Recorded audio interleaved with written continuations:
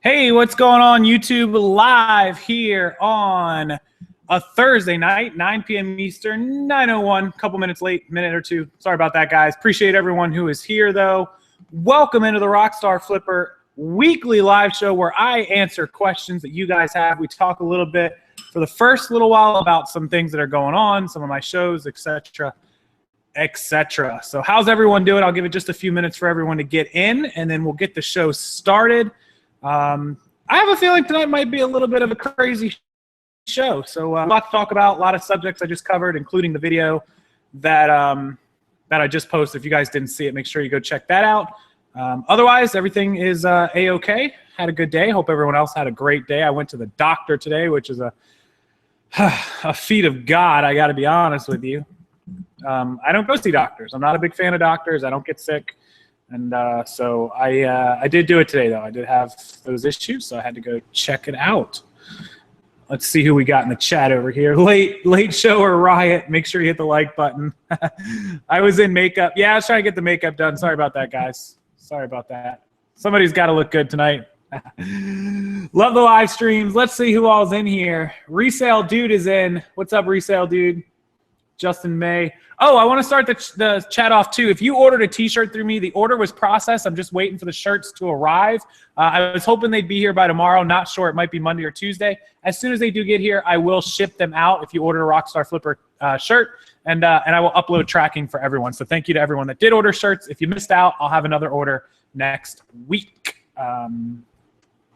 So let's see. Some people making fun of me being 2 minutes late. You guys are on me for that, I swear.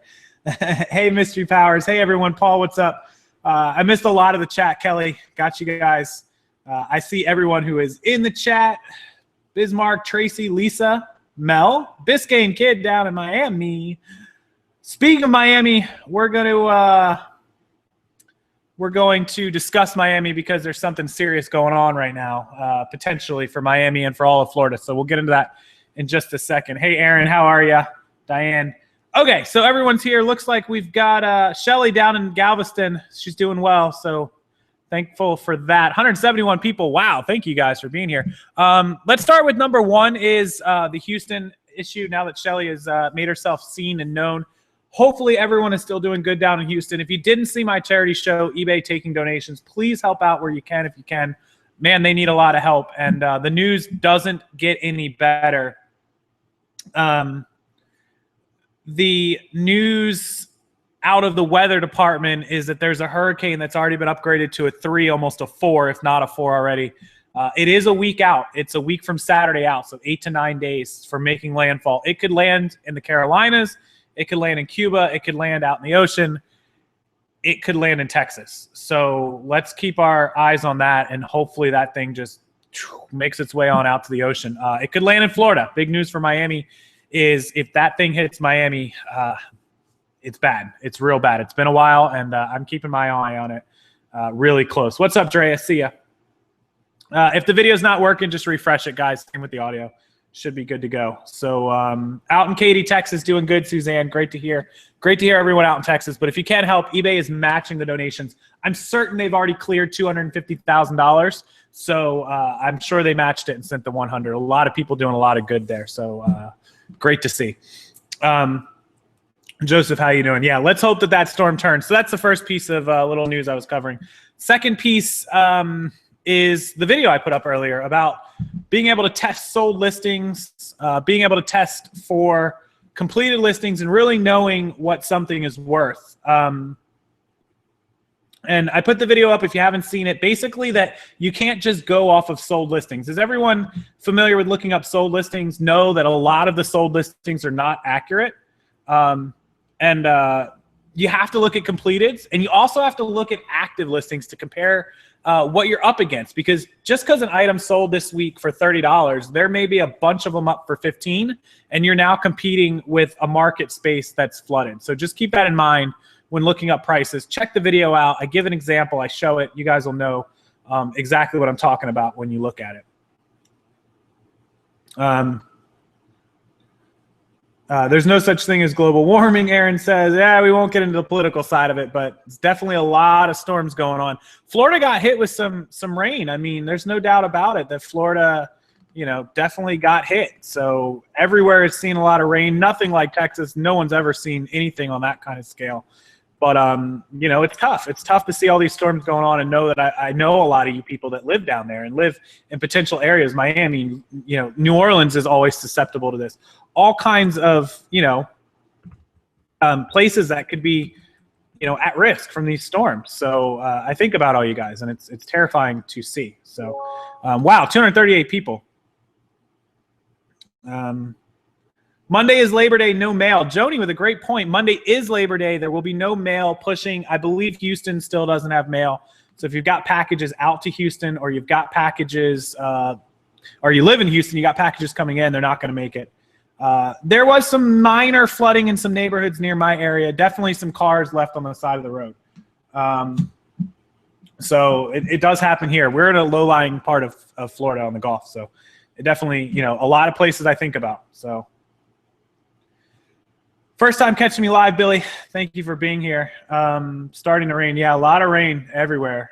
It's always bigger in Texas, no doubt about it. And that's why I think that Texas will have no problem recovering from this. You guys do big, and you guys are getting a lot of help in a big way from a lot of people. A lot of $1 million celebrities, $500,000. JJ Watt doing an amazing thing down there. I hate to harp on the news, but, Texas and Houston and the storm is really what's dominating everything right now. And, sometimes when we talk about things outside of the reseller world, there are bigger things in life than, being on eBay or Amazon, making money, or, being even a business owner. It's going to take these people years, decades to rebuild some of this. So Shannon Conley, it is. Live video schedule every Thursday, 9 p.m. Eastern, and then whenever else the heck I feel like. So that's pretty much it.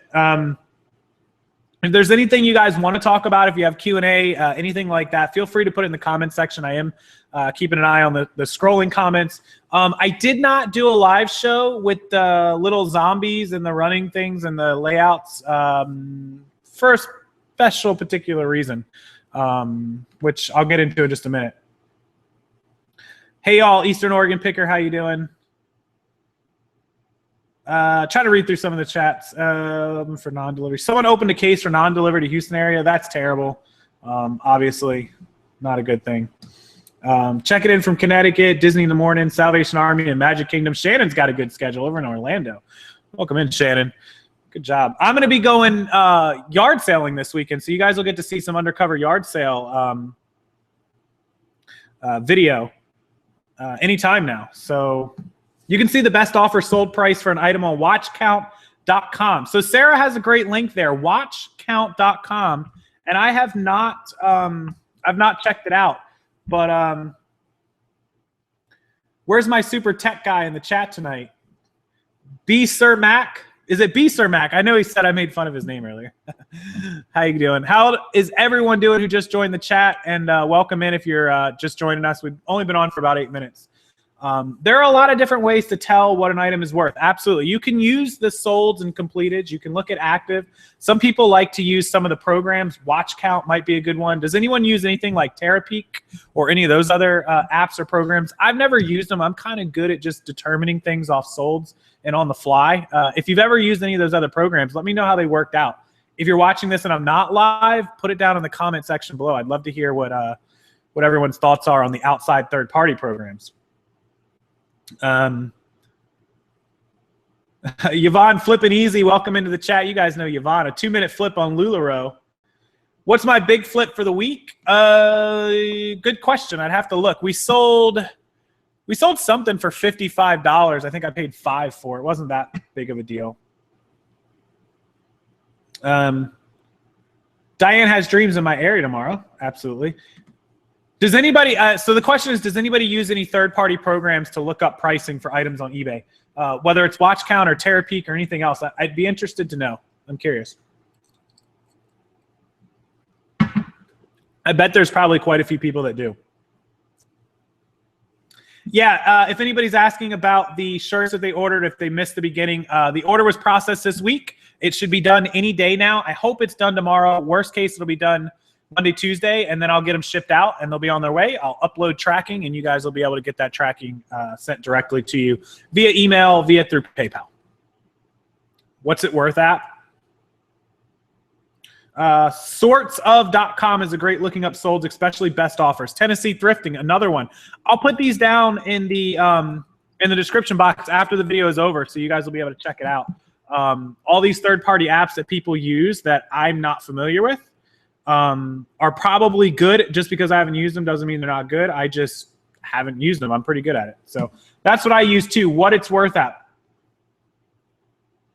Okay, I'll have to check out the What It's Worth app. That's a good sounding app. Looks like quite a few of you guys use that one. So the one that searches for misspelling, is that like the Hound one or the Fat Fingers? Google and click shopping can compare to Etsy.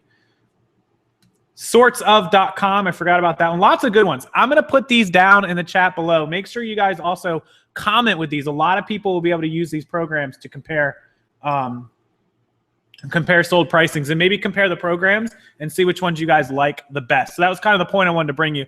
I had a lot of people who commented and messaged me saying that they've been using sold listings and it just doesn't work that good for them. So they were getting tired of like not knowing what stuff was worth. So I thought it was a good topic to bring up. No, a case against you does not affect your seller status as long as you respond to the case and take care of it. Don't let them just hang out there. They can. Mr. Dutch Hack, there are a lot of people in this chat that probably make $200 a week. I would say a huge amount of people do. What to look for in thrift stores for beginners? Yeah, a lot of good videos I have on that, but I would say look for what you know. Look for clothing brands you're familiar with. Look for, toys and games, things that have a good resale value. Don't go with things that are iffy. Electronics, if you can test them. What else do you guys think? Beginner thrift store, if you're first time in a thrift store, what would you look for? What would you automatically gravitate towards? I think most of our audience is clothing. I would imagine most of them are. K. Rillen, watch count tells you the most searched items and keywords. K. Rillen 876, thank you for the super chat. $2. He's letting us know that watch count will tell you what the most searched item keyword is. So that's a really good tip. I have seen that. I have never used it, but I've seen other people who have. So really, really good tip there. Thank you for that, K. Rillen. I really appreciate the super chat. Looks like we have 274 people watching. Somebody said a big thumbs up. Please do hit the like button. I appreciate that. What you know, what you like, hard goods, a lot of different people here. Books is a good idea. Books is always good. Layden Miller, $5 super chat. Thank you, Layden, for the super chat. I appreciate it. B-Sir Max says, trust your gut. Good point. Alicia going after the shoes. Shoes are a new popular thing lately. So cameras, Jason's got a good tip on cameras. I like electronics personally, and then I'll go for the clothing. A lot of my thrift stores don't have electronics, or not good priced or good valued ones. So I always go for the clothing pretty much second if there's nothing else of interest to look at. And then I just go for the brands I know. I go for, on the women's side, I go for that Abercrombie, or I go for, like J. Jill, or all the brands that you see on my channel are the ones that I typically will gravitate towards. Men's side, Tommy Bahamas and button downs and any embroidery stuff, just things that I know, the most about. If I don't know anything about it, I'll just skip right through it. It's why I get through thrift stores pretty quickly. Wow, we have 284 viewers. Thank you guys for being here. Yeah, it depends on your area. That's a great point as well. Whatever's available in your area. Some of you guys have winter jackets for days. We don't have that. Some of you guys don't get Tommy Bahama like we get. So it just kind of go in your thrift store. If you're not familiar with your thrift stores, you haven't been in them, just go in them and get a feel for them. Go through the aisle. Don't even buy anything, just unless something jumps out at you. Just get a feel for what's in there. Spend a couple of days doing some research, taking pictures, looking stuff up, just getting an idea, making lists, et cetera, of things that that stand out at you, and do the research to see if they're worth money, and use the video I just put up to do that research. So Layden, thank you again for the super chat. Appreciate it. And K. Rowan, bras, Adidas for the win. Yeah, look for Nike. Jamie can't sell shoes for anything. A lot of people are big on shoes now. A lot of people are not, but a lot of people are. Is this thing on? Is this my, hello? Is this thing on? Excuse me, guys. We have some technical difficulties here. We have somebody has invaded the chat.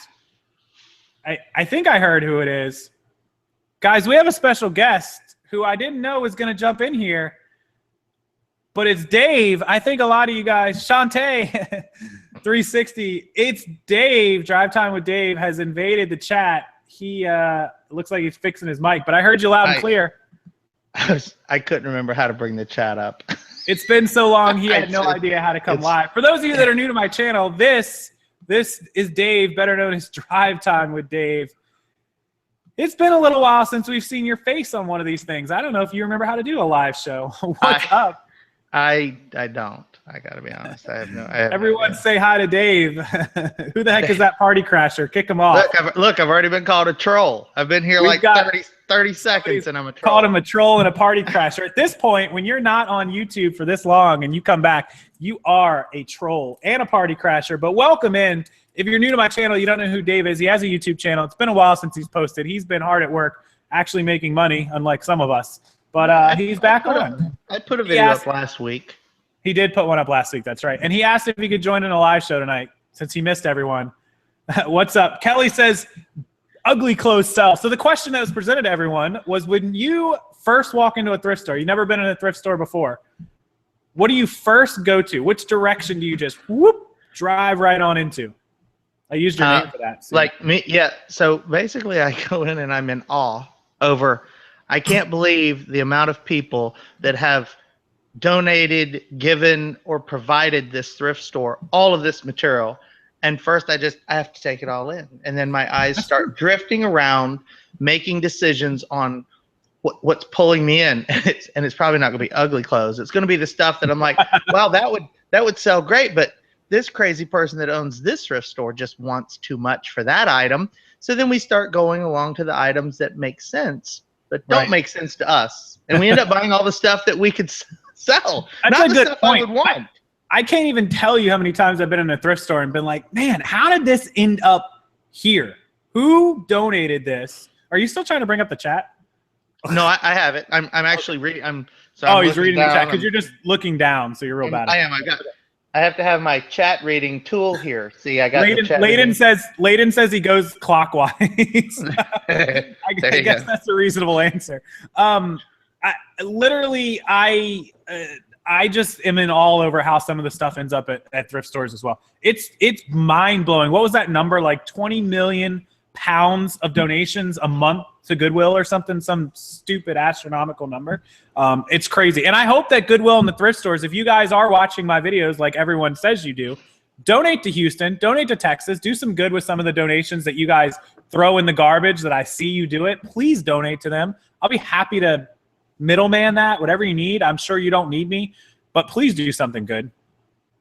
Call Casey a hoarder. I'm not a hoarder, not at all. Hoarders are people that don't make any money off of their stuff. They buy and store and keep more than they're actually selling. I have never undersold the amount of money that I've purchased with. Not in thrift stores or clothing or anything like that. Maybe in electronics where the purchase price was much higher, but never in clothing. So thrift stores getting expensive. I can't even keep up with the chat here. We live in the greatest country ever for like donations, and we just hit 305 viewers. Thank you guys for that. Make sure you hit the like button. North Bay, Rockstar and Dave. Any men's Oakland building Build-A-Bear? I never get to see Build-A-Bear. Somebody checks the glass. Jason, you are a brave soul shipping glass. No, thank you. I do not ship glass unless it's like a mini like shot glass that I can roll up and prop out. Grandma down there, Grandma Wrinkles, says she's a hoarder. Dave knows a little bit about hoarding. He's got one of those in the family too. I do. I'm a hoarder myself. I have a tractor, a trailer, a 42-foot dry trailer that we have now filled up with stuff that I'm not really clear on what to do with. Like I'm just lost. I don't know what to do with it. I know a guy with an eBay account that can sell it. Yeah. And then you know what's interesting? It's like it's like having a giant closet. You just keep stuffing stuff in there, and you walk by it, and you like peek in. You're like, I don't want to deal with that. And it turns out you never want to deal with it. But you're willing to keep shoving stuff in it. I'll keep putting stuff in there, and so I every day I'm like, look at this trailer. It's full of stuff. I go and I open the door. I'm like, who's gonna What? Close the door. Just that's it. Just walk away. The other best thing is other people add to your pile as well without you even knowing it. Things appear in the closet or the trailer or the room or whatever. I have gone past our office over there with inventory, and there'll be bags. 3 bags just appeared in I rearranged my house that you didn't see it, but I had everything all nice up front. Let me show you here. And those bags, oh, the light is like killing it. There you go. Those bags over there, can you see them? Yes. They just appeared in my house today. I have no idea where they came from. I imagine that a certain somebody left them here, but they just appeared, and now they're going to go in with the inventory. They said it's your death trailer instead of your death pile. It is pretty much. I was discussing moving the building. Actually, I was talking about you. I think it was yesterday we were talking about if I had to move, that now I have to have a place to drag this trailer. So like we move into a bigger warehouse, I still have to deal with a trailer, a 42-foot trailer full of stuff. Is it because Pixelin's Place says, is it because sourcing is just too fun? The thrill of the hunt, the buying? Yeah. I think that's part of it. Yeah, that could be it's you end up with years. So let's just say Casey's got 3 years worth of stuff. See, his garage is terrifying with buckets of stuff. And I go, well, what are in those buckets? And he's like, I don't want to talk about it. And I'm like, you don't have to be mean. And he goes, no, seriously, I don't. Why are you bringing that up? It's like a sore spot. In most cases, I don't know. right, because it's that. It's you fill these buckets up. It's stuff that never sells, and then you put it someplace, and then that continuously happens. And well, I wish I had an answer. How do you stop that? Because it never sold when you had it listed, and finally you're just, well, I'm done relisting it. And you're not going to just throw it away because I'm like, well, somebody could use it, but we can't just donate it back again. Well, I've gotten good about donating. Every couple of months, I get a couple of bags out of here. So it happens. We all make bad purchases, or we get a stained one or a broken button or something that we can't do anything with. So I've gotten better about donating. I have, and getting the tax write-off. It helps. Those receipts help. $50 here, $100 there. You guys know about the tax write-offs. If you don't, make sure you do it and keep the receipts. Local auction house. Dennis says you have a yard sale. Duh. We've had. Listen. Yeah. Back when I was like 22 years old, I lived off of yard sales because I figured out you can make $400 or $500 on a weekend at a yard sale, which was more than the $400 paycheck I was getting from any job. And that was how I started all this. I mean, yard sales are never a bad option. I know some people that do it as a full-time job, making $1,000 on a Friday, Saturday, and Sunday. They sell $300 to $400 every single yard sale day. I find that what Casey started doing. We know a few pastors of some local churches, and that works out really well. We can donate bags of clothes, and they give us that tax receipt. In most cases, that tax receipt is more valuable than if you to spend a Saturday and a Sunday trying to sell off your excess at yard sale. Because once that happens, then now you've wasted 7 straight days trying to sell stuff that you couldn't sell. But you can take it to a church and immediately get. You might as well call it a cash benefit. Mm-hmm. Because you can. I have to call out somebody in the chat. Harley says, I'm not a hoarder, I'm a collector. You're a liar. Harley's a hoarder. Just kidding, Harley. Yeah, 360 says he sends all his stuff to auction. That's not a bad idea either. Diane, my name is Diane, and I'm addicted to sourcing. That's a few of us can relate to that. Casey tells out the receipt thing, please. Tell us about the receipt thing. Yeah, just donate. Whenever you donate to somewhere like a Goodwill or Salvation Army or a church, they can write you a 501c receipt for the tax write-off. And then at the end of the year, when the IRS gives you that big deduction screen or line and it says, did you have any tax charitable donations, you can total up those receipts and write that amount in. And they give you, I don't even want to speculate on what the percent is. It's some small percent. But, if you donated 20, 30 bags of clothes over the course of the year, you might get $100 or $200 off your tax bill. So it's definitely valuable to do it. Some people mentioned savers. We don't have savers, but if you do have savers and you donate a bag, they give you a coupon for like 25% off your next purchase, which is taking the money and reinvesting it into more inventory, which is pretty crazy, but I guess it works. So lots of options to do. Harley's laughing. What percent is everyone using for promoted? Sarah, good question. I use 5.1%. You get to put your own price on the receipt. You can deduct the cost of items if you throw them away. Paul's a good point from a CPA. If you do throw it away, you can deduct those as a loss. That is a good point. Just keep track of what you paid for them. Value Village does the same thing. It says Savers is 25%, I think. I don't know. We don't have Value Village or Savers. We used to have Value Village. We had it when I lived in Maryland. That was a cool place. I don't think it's ever been in Florida, has it? Hello. Hello. Have we ever had a Value Village? I don't think we have. I bet. Hey, Lauren Lee, have you ever seen a Value Village here? Yeah, they're owned by the same people. So being that it's my first time on the show and 3 months, right? So and I haven't really addressed it on my videos, but we spent 6 weeks driving around the middle of the United States on a big RV. Midwest, the cornfield. Yep, big old RV adventure, and we probably saw a whole bunch of Value Villages. We saw a whole lot. We went to see our good friends at BHFO. BHFO, and that's a huge 130 employees. We could say 430,000 square foot building, but until you get there and you see it, you're like, that's as big as like everybody's neighborhoods. How big is a Walmart? I mean, isn't a Walmart 500,000 square feet?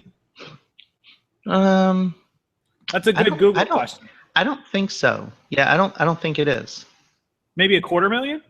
I'm thinking Walmart's how more big like, is an average. Yeah, I think an average Walmart's 200 and something thousand. Average Walmart is 260,000 square feet. Yeah, half the size of BHFO's building. Yes. So your BHFO is 2 Walmarts almost. 2 Walmarts. Do I know where BHFO gets their inventory? Absolutely. They just call people up and go, "Hey, give me inventory," and they're like, "Yes, master." It doesn't work that way. How do they really get it? That's pretty much what happens. Yeah, that's pretty much it. They pretend like they're a giant online Marshalls, TJ Maxx, Ross. They buy liquidation merchandise from other people that haven't been able to move it. They buy it in bulk, and that way they can get a great deal on it to where they can buy it for a couple bucks a piece, put it up for $20. BHFO is just a giant glorified liquidation site. I mean, for lack of a better word. They just have deals. If you watch their YouTube videos, the wife, that's the owner's wife, she talks about how she travels all over the country buying from other corporations, other clothing stores. They make deals with Macy's and Nordstrom's and Dillard's. Those are their sources, their customers. Brandy asked the question, and Jay Rose said he wants to know too. So I got to scroll up. Brandy, Dave, do you know where that was the BHFO question. Just kidding. Mm-hmm. In acres, the biggest Walmarts are 6 acres. BHFO is 10 acres. Thomas talking in tech talk, but thank you, Thomas. 260,000 square foot is a Walmart, almost 500,000 for BHFO. So pretty incredible. BHFO stands for their kids' initials, whatever. I don't remember, Brandy or Brittany or something. It's just their kids' initials. Just Jeff. Good question. I don't know. Jason, do you get storage units, Casey? No, I have not bought storage units in quite some time. I used to, though. I used to buy storage units. I did pretty well on them. You can, and nowadays you'll just lose a bunch of money. Yeah, there's a lot of people that go to storage units, a lot of professionals, guys that went after the TV shows came on. They bid them up pretty high. The last few times I just observed them, and even a few people I know locally went to some that I see in the thrifting community, and they said they just watched, and units that they put a price on in their head of $200-300 that they could sell for maybe $1,000 ended up selling for like $1,200 at auction. So it sounds like they get bidded up pretty high. Do you recommend reselling from TJ Maxx? Hearsay version of this answer is I've had some people look me in the face and tell me that they do it, but they couldn't say that they, like making, $100 or $200 off some items over the course of a month. you know, because I immediately start prying, like, well, are you making thousands? I mean, how much time are you spending? I mean, is it worthwhile? Is this like you've worked it into your rotation and like once a week you'll pop into TJ Maxx and you'll find like 2 or 3 items like through your normal thrifting, and so you consider TJ Maxx a thrift? Because if so, yes. And that's just based on my experience. Casey's tried it. We've tried it. My wife's tried it. And no one's ever go, yeah, I solely go to TJ Maxx and I'm killing it. Right. No one's ever used those words. Right. The trips I took to Kohl's even the other day, yeah, I sold a few pieces, made a couple bucks, but it was nothing extraordinary. I mean, I spent, you know, over the course of 2 days, I spent $120, $140, and I don't know that I've got that money back yet. Maybe close, but it's been 2 weeks. So not things that, you know, I see as very productive, but a lot of people do. A lot of people buy it. Buying from them in bulk, from liquidations, if you could find someone with a good supplier, maybe. But I don't know. It just, their stuff is pretty expensive. Aaron, hold me to the Midwest meetup. I know you are. I'm going to work on it. I promise you guys. TJ Maxx yellow tags sale, 30+ size dress. I only get clearance items. Yeah, mostly when you go into TJ Maxx, Ross, Macy's, Home Goods, Marshalls, not Macy's, Marshalls or Kohl's, you got to go to the clearance section where stuff's like 50% off and then an additional 30, or it's 80%, and then you use the coupons with an additional 10. You really got to get that stuff cheap, because remember, they're going off like an $80. I mean, I can show you guys a perfect example. Here it is. These are Rockin' Republic jeans that I got from Kohl's or one of those. These were originally, the tag's on it somewhere. Hang on. Oh, here you go. These were originally $60 jeans. I mean, $60 Rockin' Republic jeans that I ended up getting. They were marked all the way down to $12. So that was 80% off. You guys can see the 80% off. And then I used the coupon with another 10%. So I got $1.20 off that. So I only paid $10.80 for a brand new pair of white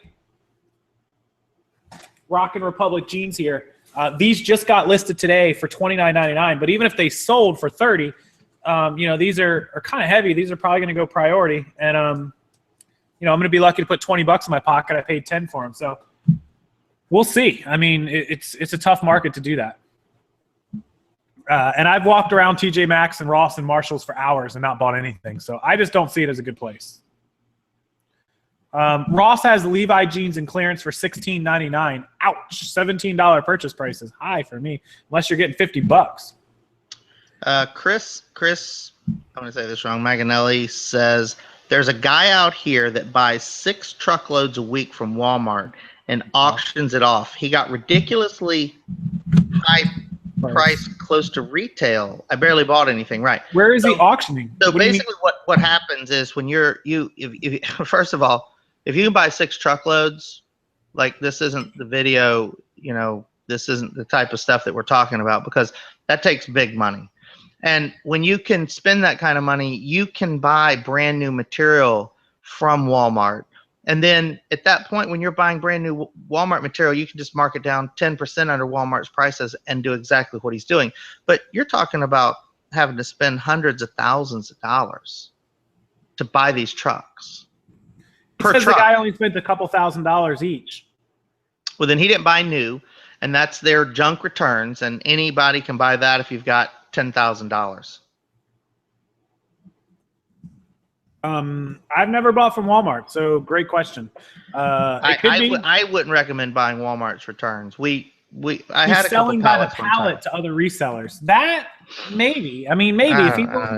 It was a lot of you were there. I mean, we had a couple mixed in one time, and we pretty much put it on the dumpster. Like but in good faith, I couldn't sell this type of material to people. He's not going to build repeat customers off of doing that. It's the same with Amazon returns. Like anybody can buy those pallets from Amazon returns, and really bad stuff. It's broken. It's really, that's all I could say. It's broken. So yeah, I mean, I've seen it. It's usually the junk that doesn't sell, or it's the stuff that got returned that people ripped all the boxes open, and it's, you know, it's, you bought a stereo and it's missing the plug-in cables and the manuals and the CDs and all that stuff. You're just getting one thing. I've seen that stuff. There's always opportunities to buy, but you really got to know what you're buying. And returns equal junk. Somebody here, Connie, says, I've been buying all of Walmart's clearance stuff new for like $3, flipping it for $20. Right. And so it's not even a regional, like each Walmart store will have Every a store. clearance section and they have different material. And so sometimes you can go in and you can get like really lucky. I bought like 900 pair of safety scissors at the beginning of the year at Walmart for $1, and we put them on Amazon, and they all sold for like $6. That's the kind of stuff you're talking about, but you have to go in there like every day. We've got 10 Walmarts within 40 miles of here, and when you catch a good deal, you can, but you can't do that and make a living. You can't source enough of it. So if you put it in a rotation, you'd probably be all right. Yeah, each Walmart is different. Some people just go and buy off the clearance racks. I know there's a lot of videos on YouTube about it too, that some people have had success in the toy department.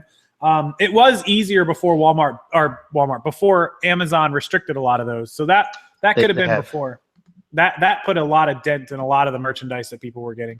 But people that are ungated can still do it. So, or people that have found other, like a safety scissor niche. I don't think that's gated on Amazon. So you find some item, weird off the wall item like that, you could definitely do good.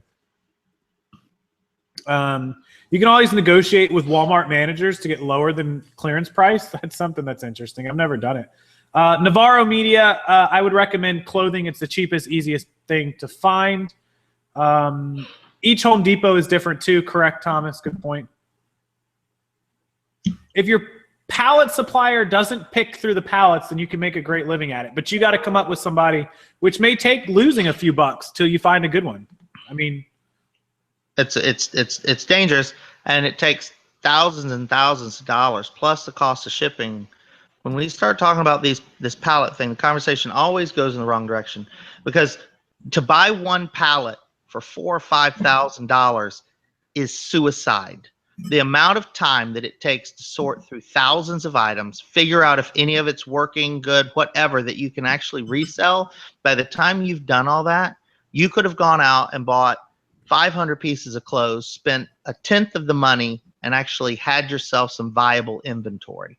Until you get a tractor trailer load of this material, 20,000 pieces, and you've got it all up for sale, you're not going to start seeing returns on your money. It's a volume-based business, unlike selling clothes with one-offs.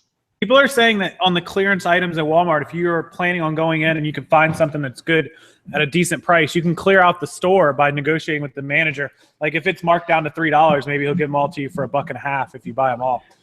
I've never tried it. I have, and it didn't work. They simply looked at me and said, "Why will I sell this to you for any less than this price when there's going to 50,000 people are going to walk through this door today and somebody's going to give us our price?" That was the answer I've been told by many Walmart managers. I've never heard of anybody telling me anything different. I've never heard of any Walmart manager anywhere negotiating and lowering a price. They simply don't do it, because Walmart, if it doesn't sell on clearance, they simply clear it out and it goes back to the liquidation center, and then they palletize it, and then it goes up for auction that way. And then they make thousands of dollars per pallet on liquidation auctions. So why would they go to all the trouble to haggle with somebody over $1? I got to be honest, guys, that's ridiculous sounding to try to haggle over $1 with a manager in a Walmart. They're just simply not going to do it. If someone in here knows, please tell us. Kelly said she's looking at lower prices on display items. At some Walmarts, it just depends on the manager. Yeah, like, okay, I stand corrected. London Liquidators sells Walmart pallets direct to the public. That's true. I've never bought from London Liquidators, but they have. And they aren't $1,000. I've never looked at London Liquidators Walmart pallets. I considered it, but they're probably you're talking thousands of dollars. I'm just saying thousands because, like, the cheapest I've ever seen pallets of clearance items are in the $4,000, $5,000, $6,000. Yeah, like if you go to liquidations.walmart.com and you look at some of those pallets, there are some that end. I mean, like the salvage ones end less than $1,000. But if you're looking at like used good, if you sort it by used good, most of those are going to be somewhere between $500 and $1,000 minimum, and even that, I mean, that's customer returns. So, and then you're just going to get beat up. Like, I'm on their site now, and it's you know, they've got 69 between 1 and 500, 5 between 500 and 1,000, and 8 pallets at 1,000 or more. But your bids aren't even done. I mean, they're going to bid up, and then there's truckloads. There's, you know, like apparel. There's 2 pallets of apparel that closes in 19 hours, and it's currently at you know, $220. It's $10,900 in retail. It'll probably end up going for about $1,000. And it's going to cost you $300 to $400 to ship it. So you have to factor that cost in too. So, Kennard Flyer, this is a good friend of mine, Dave. If you've never been to the channel, he's been on before. I apologize, guys. It's not that I ever want to come off negative. I would hate to see anybody get themselves hung up on a pallet thinking that they're going to be like, this is your way out. This is how you get to stop going to thrift stores, and this is how you, because that it doesn't work that way. And that's all the only reason why I'm like, listen, if you spend $1,000 on a pallet, you could have spent $1,000 at a whole bunch of thrift stores and actually knew you were going to make money. The pallet thing is it's a gamble and a risk that I do not recommend unless you've got disposable income. If you're just like, hey Dave, I got 10,000 that I can blow, and if I never get it back, it's cool. I'll give you the number of 20 guys, and I'm going to start with Casey's phone number first, and then he can help you. And then when you're like, dang it, my 10,000's gone and I got a house full of stuff I can't sell, then you'll understand. So some people brought up Radio Shack. So let me tell you guys why we bought Radio Shack and why it did so good. No, this is true. The reason that Radio Shack was such a good option is because Radio Shack wasn't liquidating merchandise that they couldn't sell in the store. Radio Shack was going out of business. There's a huge difference between, hey, we got some extra pallets, and hey, we're done, we're out of business. Woo-doo, here's 50 pallets. What did those and those pallets cost? Going out of business pallets cost $1,000 a piece, $1,200 a piece. You're talking. I ended up getting 28,000 pieces of inventory for, let's just say it was $15,000. Yeah, it was less than $1 a piece. Yeah. And that stuff, from the moment that the scan gun started scanning those barcodes onto Amazon, we had 300 orders within hours. Because all that happened is the guy called me and said, hey, we've cleared out 20 stores. Do you want the brand new merchandise at 10 cents on the dollar? Yeah, yes, I do. Much. Yes, I do. I got the same call when Macy's started liquidating, but Macy's went crazy. They wanted 10,000 a pallet. Yeah, Macy's was expensive. There was no way. Yeah, it was too much. They're cheaper now. I saw Nike say if he has 10,000 to blow, he's going to Vegas. I'll put together a craps table in my living room for you if you're interested, Nike. If you come across 10,000 you want to blow. What's Dave's YouTube channel? It's Drive Time with Dave. Drive Time with Dave. I like that. You actually we were singing it. That was I know. Nice. Do I still use collage photos with the new white backgrounds? No, because they made me get rid of my cool backgrounds. I may still use collage photos, but I don't think it's necessary so much anymore. I've been to Vegas recently, last month. I can promise you that I burned through my $130 at the blackjack tables with a quickness. So don't gamble in Vegas. And the I don't know, statement question brought up Gander Mountain, and as a good example, Marcus Lemonis purchased the assets for $50 million, and he's liquidating it now, running the stores himself, and he openly come out and said that he's already made $80 million on the $50 million purchase, because all he's going to do is liquidate their assets. So it's a much different animal if you're getting brand new material for pennies on the dollar versus going and buying these store returns under auction type settings. And that's where you get hurt, because most of that stuff didn't get returned because of buyer's remorse. And these wholesale dealers love to go, well, a large percentage of this material was returned because of buyer's remorse. Oh yeah? Oh yeah. Yeah. Listen, don't believe that. It got returned because it was broken. It did not work. Defective, or because they swapped something out that they wanted and put their junky item back in it. Right. So is our favorite story, Beats headphones. Beats headphones. I ended up getting a liquidation deal on hundreds of pairs of Beats headphones. I still had a couple pair laying here. Yeah, they were like $200, and so we put them up on Amazon and eBay for sale, and learned very quickly when a 16-year-old they damaged their Beats headphones, they would simply order a $200 pair, put their bad ones in my box, and return it and get their money back. Those are the things that really happen. And those are the reasons that you have to be super careful. Those kids are doing that to Walmart. They're doing it to Best Buy. They're doing it because when someone won't take their merchandise back and it's a year or 2 years into it, that's what's going to happen. And then Best Buy goes and auctions off, oh, look at this pallet. It's got 300 pairs of Beats headphones. And you're like, oh, man, we're going to make some money. No, actually, you're not at all. The other one that's notorious for it is Groupon Returns. Yes. Groupon they allow returns. people to return anything. Has anybody ever done a return any for reason? Groupon? Yeah. Has anybody ever bought a Groupon item and returned it? Anybody? Anybody? Right here. Groupon will let you return anything for any reason at any point, almost ever. We know somebody that got a return or bought liquidated Groupon merchandise who got an item. Who cares what the item was? I don't remember. It was returned 6 years ago. 6 years ago was a return receipt on it. 2011, they had returned the item to Groupon. I didn't even know Groupon existed in 2011. When was Groupon created? 2012, 2011? Right when Groupon began is when this item was originally liquidated and Groupon sold it.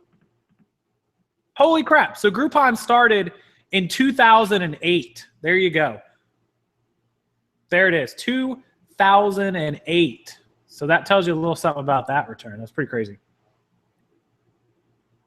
Nike Boxes said it. Tried to return the Macari item and just got to keep it because there's a point where the shipping outvalues the return of the item. Oh, God. Aaron Young just invited you to a Midwest meetup, formal invitation. The quickest way for me to not say your name is to ask me to. I once saw someone return half a bag of organic carrots at Costco. What? The thumbs up doesn't turn blue anymore. Good point, Thomas. I don't know. They hated us saying that, so they got rid of it. But thank you guys for all the thumbs up, even though they're black now. 154 without a dislike. That's got to be a record for me. All I bought from Groupon is a discount on eyelash extensions. Aaron, are you drinking wine over there? You're crazy. Okay, so Randall Townsend just made an excellent point. Right. You can lose money. My statement at the very beginning of me joining the stream was, if you only have a little bit of money and you buy pallets, you're going to get hurt. You are a professional pallet buyer, and you've been doing it so long, you've overcome those limitations, and you now have money and can afford to absorb the losses because you're making money. But someone first getting into this, it's incredibly dangerous, and it's a good way to lose your money. That's why I'm just repeating what I said originally, but I appreciate your statement, Randall. Right. No, Randall, Townsend, of course, obviously, you can make money on pallets. We all have made money on pallets. It's just I don't want people to spend their last $2,000 on a pallet and shipping in and it turns out to be the wrong pallet or they picked the wrong company. I just caution everyone. I also don't want anyone to run out to a certain company and buy from them and say, oh, Rockstar mentioned you, and then all of a sudden they bought and they get screwed or scammed over. I don't endorse anyone. It's always to be careful. I've seen people buy from bulk.com and do very well. I've seen people buy from bulk.com and it's complete garbage. So it's always a risk. Get manifest, inspect your items, know what you're buying. Don't blow your last $2,000 on pallets. If you're going to buy pallets, it's like private label. You got to have money to sit on, money to risk. That's all. I appreciate the comments, though, Randall. I appreciate you joining in the conversation. Nike says his girlfriend's mom returned dog food. I wanted to smack her. That's crazy. People's thumbnails are turning blue. Thumbs up are turning blue. I think it has to do with getting the new layout, because I just got the new layout day before yesterday. It's pretty crazy. My eBay door icon turned red. I don't know. Vehicles for sale. Never did vehicles. I've never flipped cars. Never really had too much interest in it. But great questions. Thanks, everyone, for the great questions. 199 likes, and somebody disliked it. My trolls. anyways, appreciate you guys disliking it as well, because you liked me enough to come check out the video. That's right. They took the time to check us out. To check me out. I don't get checked out a lot, so I appreciate when anyone takes the time to check me out. Aaron, Tito's. Aaron, you got to get that Grey Goose rolling. Tito's. Isn't Tito's like, I don't know. I think I've had Tito's at like every bar in town, though. Boo trolls. Are you ready for guaranteed shipping? Yes, I got emails. Look, I mentioned the thumbs down, and I get 4 of them. You guys are phenomenal. Small lots on eBay. I've done it here and there, small lots. Guaranteed shipping emailed me today letting me know that all my items were opted in. They were all set. My 1-day shipping is set, my handling, all that good stuff. So I should be good to go whenever they start showing up in the search results, which should be anytime soon. Marvin, congratulations on top rated today. Great work. Hope to see me with Dave more often. I was kind of hoping you guys weren't going to say that, but we can see. We'll consider it. We'll consider it, I guess. Oh, my show did. No wonder. I was watching myself on YouTube and it wasn't live. That's fantastic. 4% of my listings are not. I don't know.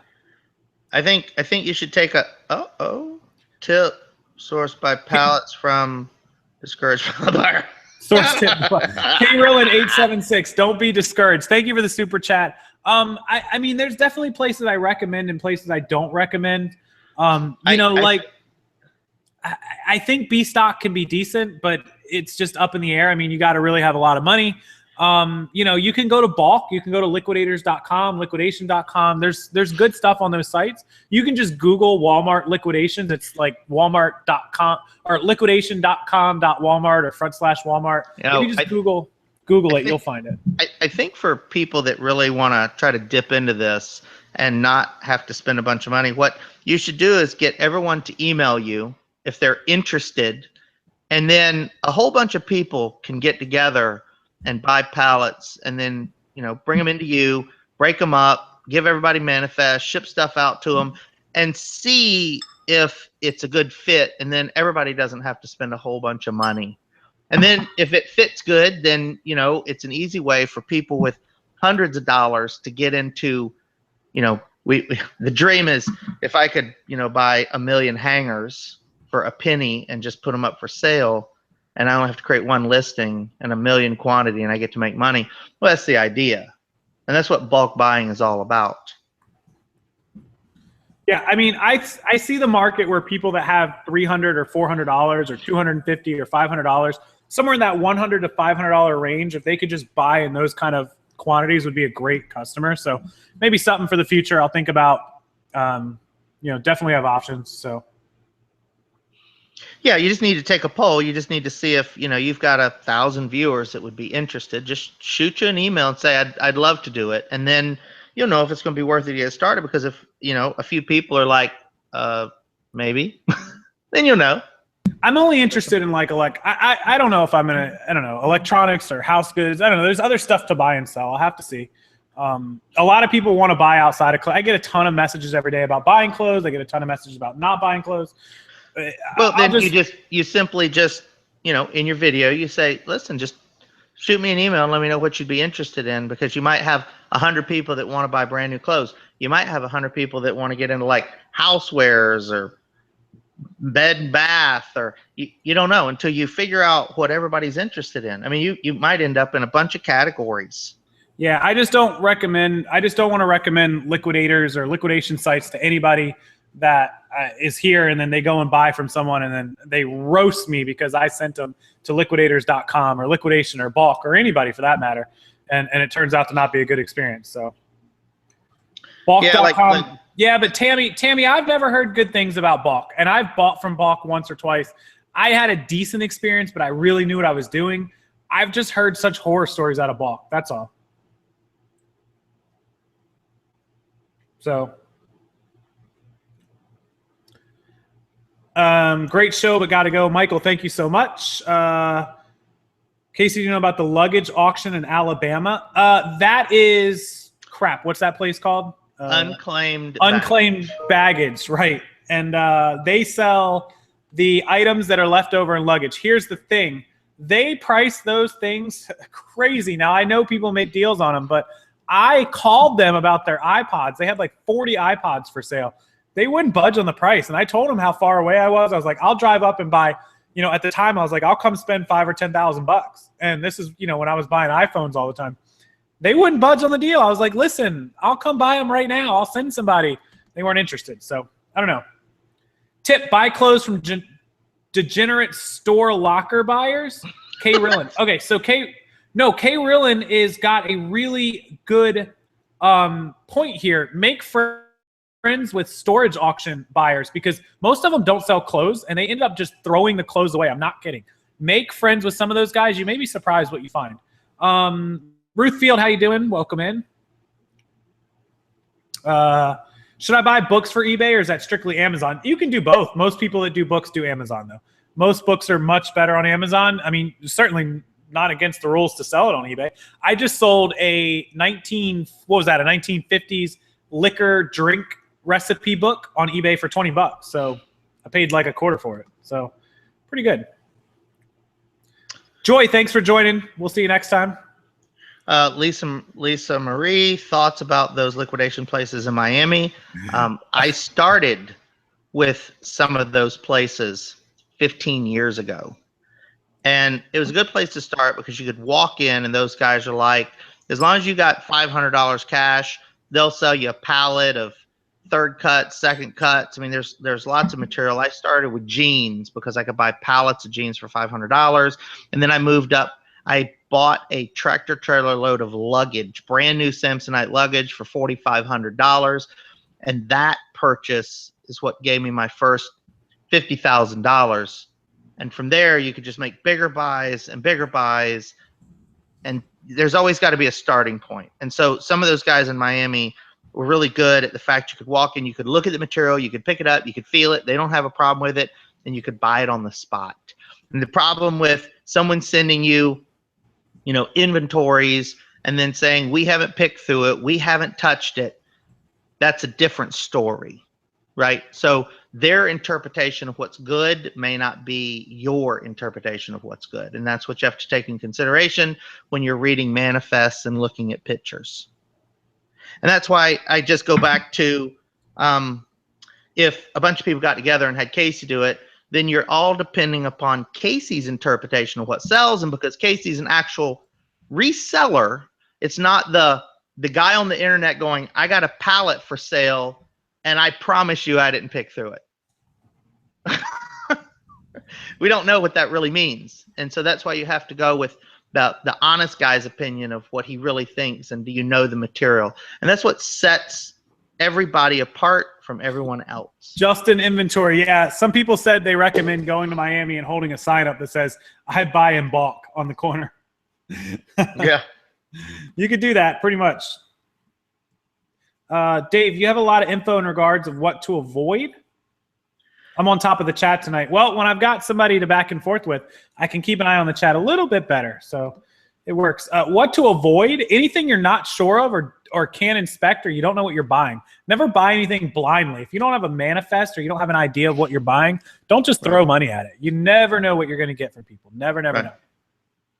A lot of pallet sellers and bulk sellers want to send you pictures of the perfect angle or the best looking.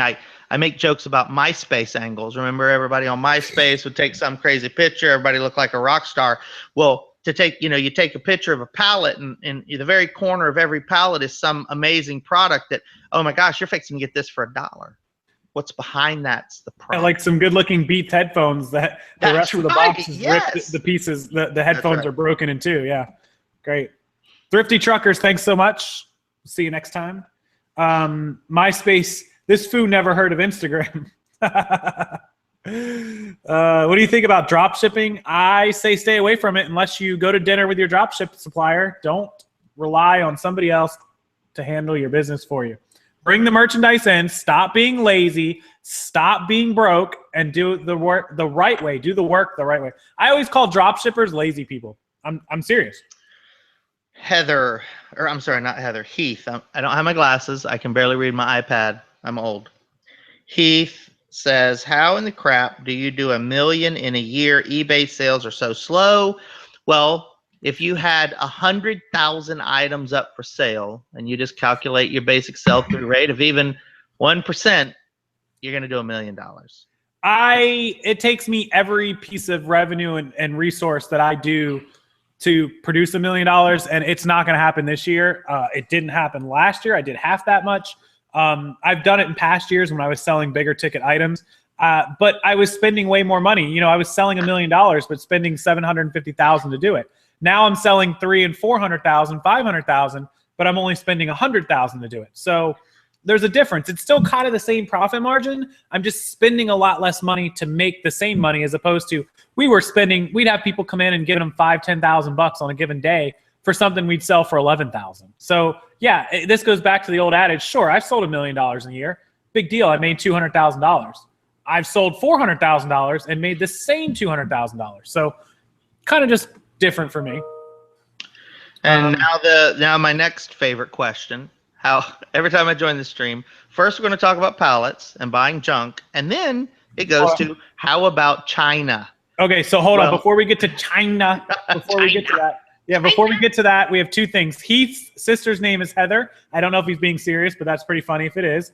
And my mom is now in the chat. So hi, Mom. Hey, everyone. And is that David talking? Well, Mom, if you open your computer screen and look at it, you'll see who's talking. So you get with the program, Mom. Elizabeth Hankins, $10 super chat. Thank you so much, Elizabeth. I really appreciate you taking the time to watch and for the nice, kind super chat that you sent there. I'm going to make another donation. This week, we're not going to do the animal rescue. I am going to send Sarah some more, but I'm going to donate over, as promised, through the eBay donation to the Hurricane Harvey relief effort. So that'll be the donation for this week. So thank you guys for all that. And if you did go to eBay and donate directly, remember they matched your donation, so that's where mine's going. Sarah, if you're watching, we will get back to helping you guys out as soon as we can. It's not showing Dave. What? I locked the screen. Oh, my God, I had you locked. No one's been seeing you. That's all right. They could hear me. They could hear you. Now it'll show Dave. Whoa. Right, so now back to the question. China is no different than blindly buying a bunch of pallets. You're going to buy 1,000 of something that's going to cost you a whole bunch of money, and you're going to take a chance on whether or not it's going to sell. It doesn't matter whether it's out of China, Walmart Returns, Groupon, Amazon, eBay. Do you have that much money to throw away?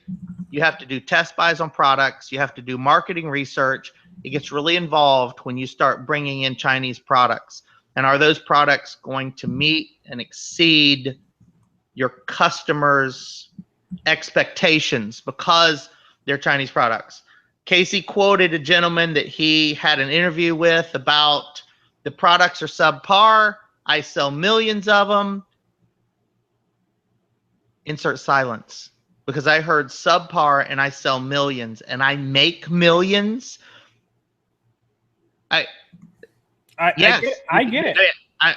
All I can do is stutter and go, wow, you make millions and you're selling subpar products. Unfortunately, everybody knows what Harbor Freight is. Every product in Harbor Freight is a Chinese import, and they just box it up into a retail environment, right? Anybody in this chat can go and buy the same products in bulk from Chinese suppliers that Harbor Freight has in their stores. Can you make money? Yes. Does it take a lot of money? Yes. Yes, and a lot of marketing. That's right. Can everyone see Dave now? He's unlocked. He should make unlock. Nike said if I did unlock you to make sure to lock you back. Yeah, they don't need to see me. It's bad enough they have to hear me. I think they can see you. When Dave's talking, he's not showing up. Refresh. Oh, you may have to refresh it, guys. He should be very unlocked now. He's popping up on my screen. So Paul DeLeo, you're such a good guy, Paul. It went just like we thought it was going to, as I spoke about it on Case Channel, not my own. I brought in quite a few test samples, about 25 different pair of wireless earbuds, and every one of them had the same basic problems. Wireless earbuds use a very, very simple FM transmitter that's barely strong enough to go in your head to connect, and the battery on these things would last maybe an hour. Most of them were terrible products, anywhere from $10 to $20. It didn't work. It didn't work. And so I'm not going to put a subpar product out there. Yep, I could have probably made money. I could have done some great advertising and marketing and made these things sound amazing. And then I would have had millions of disappointed people. At some point, they're going to start leaving terrible reviews. And by then, what? I'm going to move on to the next set of products. I'm not that guy that can just keep making money and know that I'm disappointing people. So I'd rather just back away from it, because I still have to sleep at night. And that's not a good way for me to do it.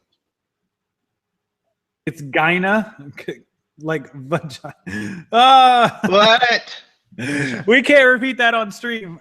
Listen, YouTube has already demonetized one of my videos for you guys about Amazon affiliates because it says I'm openly advertising and self-promoting my own affiliate site. They're demonetizing stuff if you sneeze on stream. So I'm definitely not going to talk about anything other country related that may get me demonetized. And it's not because I care so much about the money. It's because if you keep getting demonetized by YouTube, eventually it goes from taking your money away to taking your account away. So I'd like to stay one step above the getting booted off YouTube, because the money's fun, but it stops being fun when you lose the money and then you lose the channel. And then I can't join you guys. So remember that. I want to make sure I'm very politically correct here. YouTube's getting harsh. They're hammering people. So here's the question, Dave. You said your first bulk purchase with luggage. If you were a first-time bulk buyer today, what would you buy? If you were a first-time bulk buyer, what would you buy? I would not buy anything in the cell phone industry accessory because it is way too saturated. It's a good market, but it is way too saturated. So this is where you have to do some research. I have a really good idea for a product that is not saturated. It's gonna take some work, but I believe that it's very marketable. And I don't necessarily want to give it away, the specific product, but I will tell you it is in the pet industry. People love their pets. People spend a fortune on their pets. And I have seen somebody, we both know who I'm talking about, who has sold a product by the hundreds of thousands through very simple marketing. She didn't spend a dime of money on advertising. And she's now got the product on eBay and Amazon. She's doing very, very well. And I have an idea for a product, and I haven't swung on it, and I've thought about it. It's going to take a little bit of money, of course. It's going to take $10,000 or more. But I think the pet market's a really good market. That's me. I would go into something pet involved. You'd be surprised if you really started looking at the bulk buying. Somebody said pooper scoopers. you probably in every big city, you can find someone that's bulk selling, and you need to go and take a look at the products that they have in their warehouse, and you could figure out what's going to be a best fit for you. That's true too. Personalized poop bags for dogs. Sentimental products sell great for stupid ass people. The pet market is huge. The reason that I know the pet market is so good for private label and even just generic products is I never would have thought that it was easy to get them out to people. But pet products don't require a lot of convincing to sell. They don't require you to have a 30-minute infomercial to convince people to buy a personalized poop scooper. People buy stuff for their pets on impulse. And I happen to know how to reach hundreds of thousands, potentially millions of pet owners in this country in one fell swoop.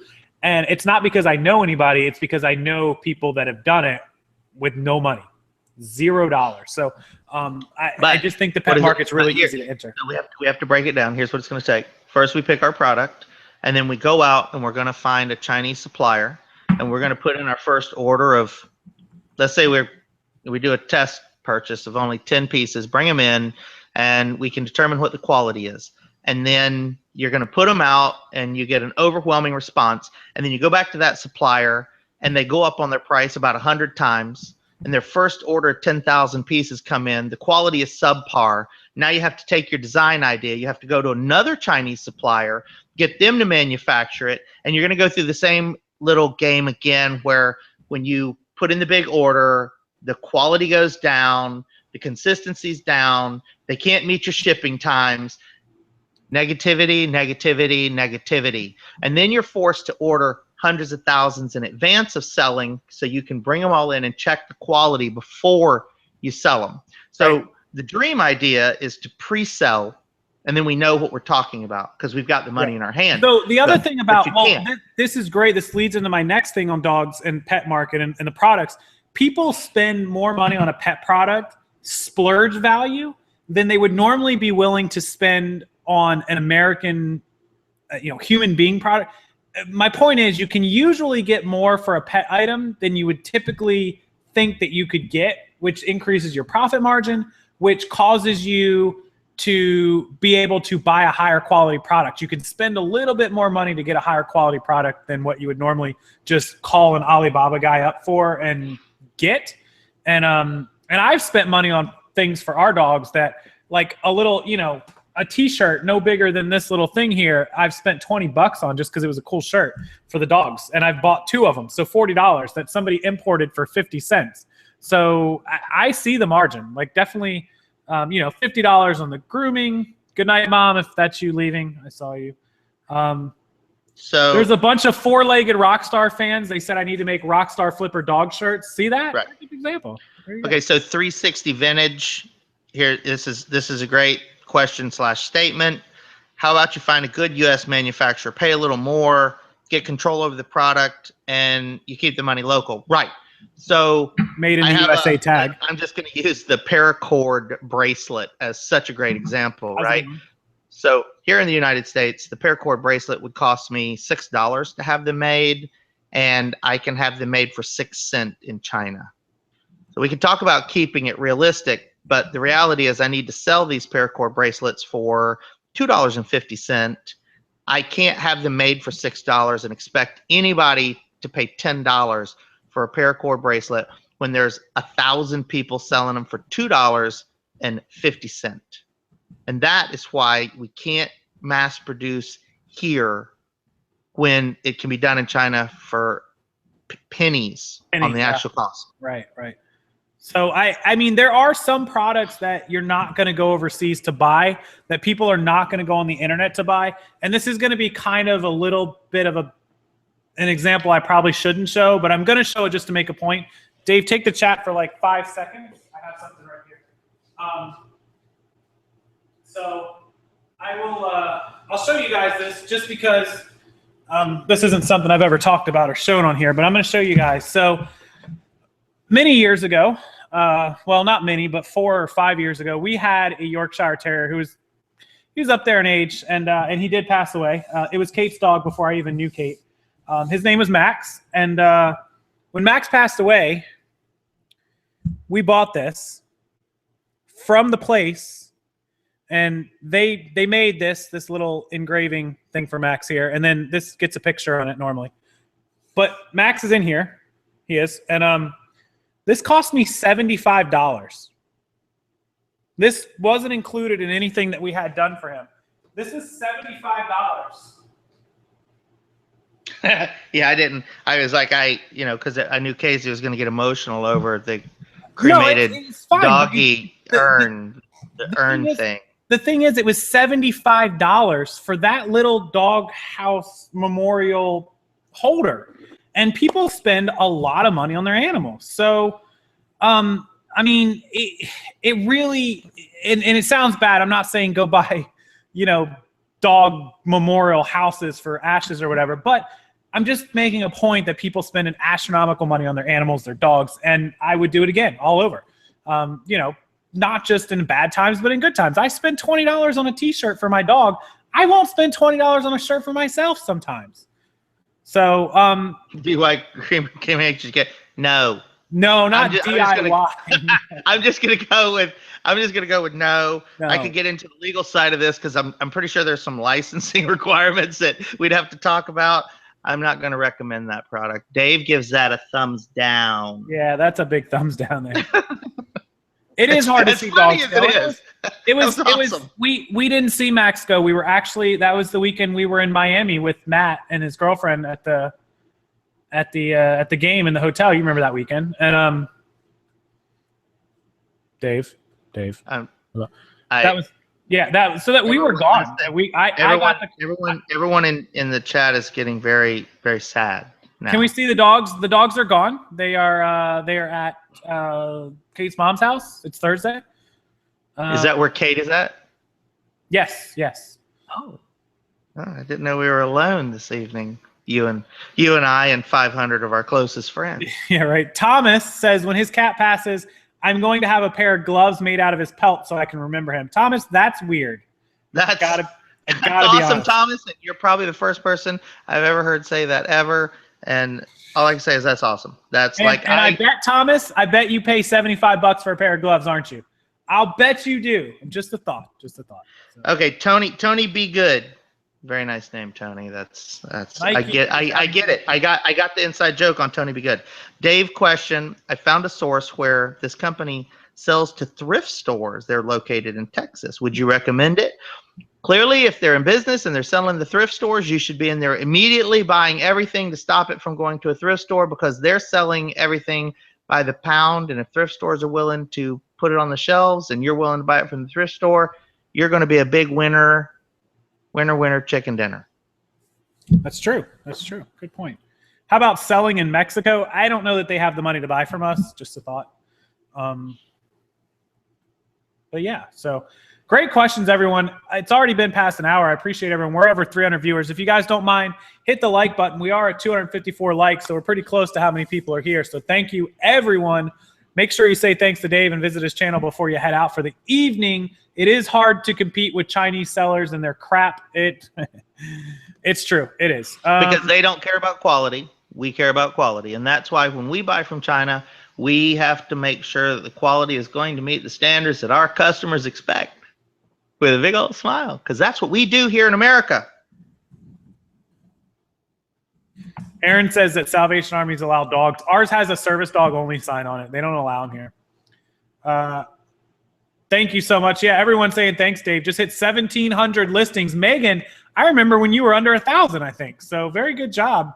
Hungry for chicken now. Dave said chicken, winner, chicken dinner. Now they're hungry for chicken. Savage. Oh, that's so funny. Thank you, everyone who did join. I appreciate it. Thank you, guys. Yeah, we're gonna have to remove that dead pets in China. That was the conversation. Yeah, it did turn weird. Dave, you need to do live show on your channel sometime. Yeah, we can do live channel on this channell. My channel seems to attract my channel attracts the crazies. That's all y'all. Just remember that. So, all right, I gotta skedaddle away. I gotta go take care of some more work, and I gotta get ready for tomorrow. And I gotta go ice the arm that is falling off somehow, some way. This arm right here is falling off. This right here. So that's where it hurts. Everyone that asked, that's where it hurts. We're gonna call that that's a thrifting injury. It is.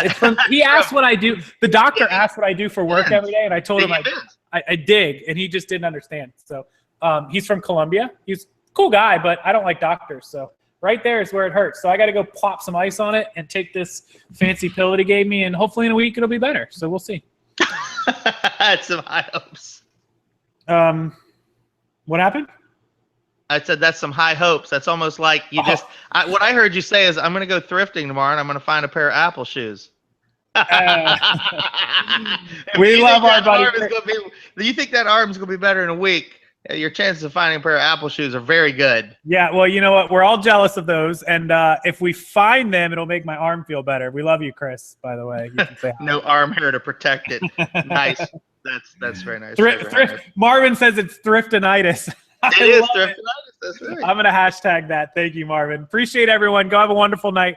We'll see you next time. We're gonna go. Thanks, Dave, for being back from the abyss, joining us. Oh, you're very, very welcome. It was a it was a pleasure. It was a pleasure. And somebody said they're Colombian. Well, my new doctor is Colombian, so I'll thank him for you. Good night. Adios. Good night.